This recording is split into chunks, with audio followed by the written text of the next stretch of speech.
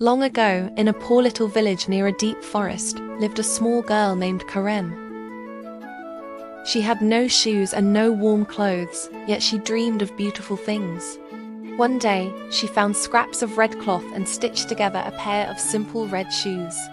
They were rough and uneven, but to Karen, they were the most wonderful shoes in the world. Not long after, Karen's mother became very ill and passed away.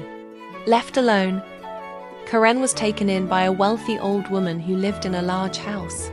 The woman felt pity for the child and decided to raise her as her own. The old woman bought Karen new clothes and black shoes, telling her that red shoes were too bold and improper. But Karen never forgot the bright red pair she had made for herself.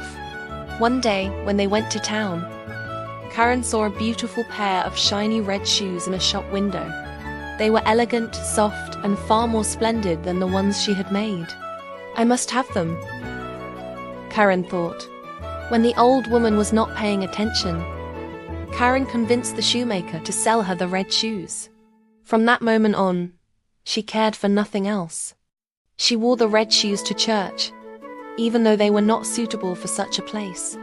People stared, and Karen felt proud instead of ashamed. An old soldier with a long beard pointed at her shoes and said, "Be careful what you wish for, little girl. Those shoes may carry you where you do not want to go." Karen laughed. Soon after, the old woman became ill. Karen should have stayed home to care for her, but instead she chose to go out wearing the red shoes. As she walked, something strange happened. Her feet began to move on their own. Step after step, the shoes carried her forward. Karen tried to stop, but she could not. She tried to take them off, but they were stuck fast. She danced through streets, across fields, and into the forest. Day turned into night, night into day. Karen cried and begged for help. At last, she reached a small hut where an executioner lived.